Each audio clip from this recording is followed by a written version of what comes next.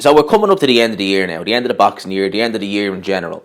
And the main question on people's lips is, or people's minds, I should say, is who is fighter of the year? Who are they going to say come the end of the year is fighter of the year? Now, I think it's unanimously agreed upon that Canelo Alvarez is fighter of the year. I have no issue with that. I would name him as fighter of the year myself. Josh Taylor, Naomi Inoue, second and third. But realistically, you just got to give it to Canelo Alvarez, given what he did, the win over Danny Jacobs, the win over Sergey Kovalev, stuff like that. Fantastic year for Alvarez. But I'm not asking in this video about the fighter of the year, because we're coming to the end of the 2010s. It's 2019, going to 2020. We've got a new decade dawning. And my question is, who is the fighter of the decade?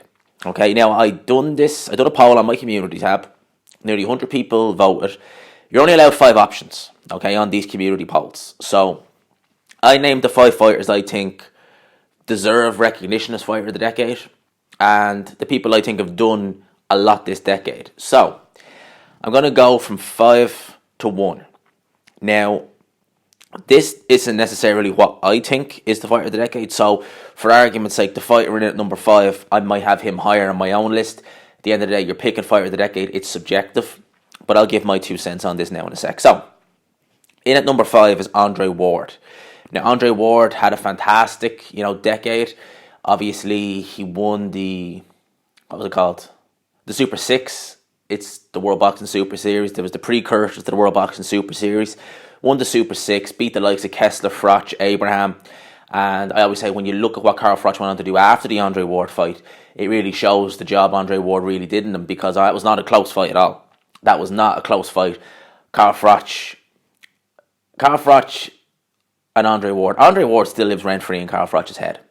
Make no mistake about it. Obviously, Andre Ward had, a bit of inactivity with injuries, with promotional, issues. But obviously, came back, put that to one side, moved up to light heavyweight, and then fought and beat Sergey Kovalev, who at the time Kovalev was on many people's pound for pound, maybe even in a lot of people's top 5 pound for pound. Kovalev was seen as a monster of the light heavyweight division.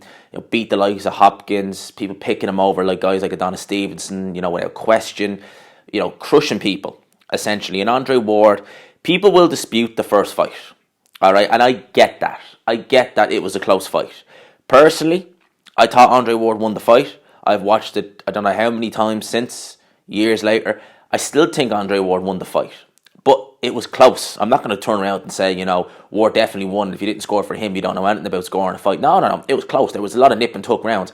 I preferred the work that Ward was doing, which is strange, because normally when I score a fight, I prefer aggression, which is what Kovalev was doing in that fight. So those are my thoughts on Andre Ward. Fantastic 2010s. Obviously finished undefeated, retired. He's in at number 5. He got 5% of the votes. Number 4 is Vasyl Lomachenko. He got 8% of the votes. Lomachenko, it pretty much speaks for itself. 2012 Olympic gold medalist, and then turned over to the pro game, won a world title, beat Gary Russell Jr. Gary Russell Jr. is a good fighter, and this was a younger Gary Russell Jr. who was a lot more active. So, beat Gary Russell Jr., done very well there. Beat the likes of Guillermo Rigondeaux, retired, basically Nicholas Walters, because we've not heard from him since. Who else? Jason Sosa made him quit, went through a stage where he was called Nomaschenko because everyone was quitting. They were all saying no mass, got wins over Luke Campbell. He's unified lightweight champion. Jorge Linares, another good win. Super featherweight champion, won titles there, and obviously featherweight, so 3-division world champion. One loss, which was a close fight, a very close fight, could have gone either way, and he was hit low a lot by Salido. So Lomachenko, unbelievable 2010s, hell of a fighter, supremely talented fighter. In at number 3, we have the 2000s fighter of the decade, Manny Pacquiao. He got 22% of the votes. Manny Pacquiao, the ageless warrior, he seems to... Whenever you think Manny Pacquiao was done and should retire, he just comes back fighting. I mean, I thought he had a chance of beating Keith Thurman, but I didn't pick him to beat Keith Thurman. And Manny Pacquiao went in there, and he could easily stake his claim to be number 1 welterweight right this minute in time.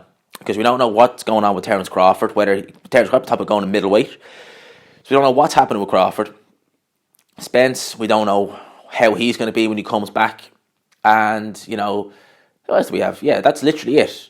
Obviously Porter doesn't have a world title, so You could argue Manny Pacquiao was number one in the welterweight division at 40 years old. At 40 years old, and welterweight is not like heavyweight, where you could maybe be in your late 30s or early 40s and still be relevant as a heavyweight because, the heavyweights mature later. This is welterweight. These guys have seen better days when they're in their mid-30s, and Manny Pacquiao was 40 years old. Incredible fighter. Best resume in boxing of any currently active fighter. So Manny Pacquiao in number 3. Number 2, we've Canelo Alvarez. He got 24% of the votes. Canelo has to be one of the most improved fighters I've seen come along in the last few years. Hall of Fame resume.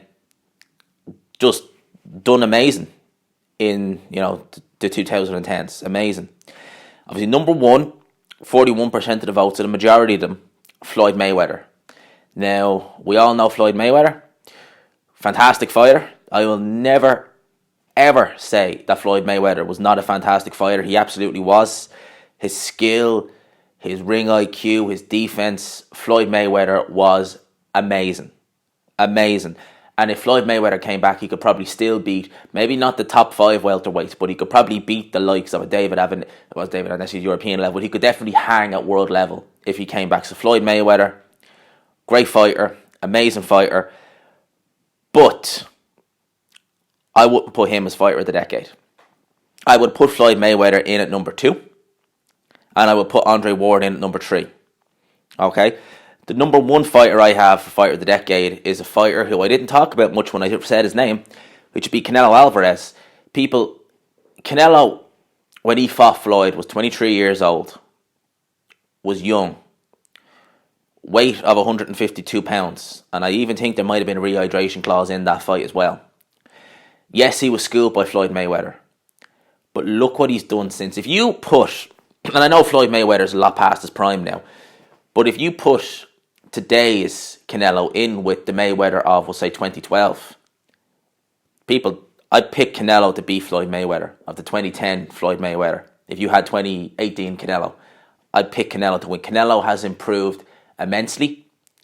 He's won world titles, unified to 154 pounds, moved up to 160, fought Triple G, Gennady Golovkin, feared middleweight, maybe took the fight a year later than all of us wanted to. Obviously, the first fight was a very good fight. It was close. Could have gone either way. A lot of people felt Triple G was hard done by. Me, I think a draw was fair. I thought Canelo won the rematch, definitely. Goes, unifies with Danny Jacobs, knocks out Rocky Fielding to pick up a version, we'll say, of a 168-pound title.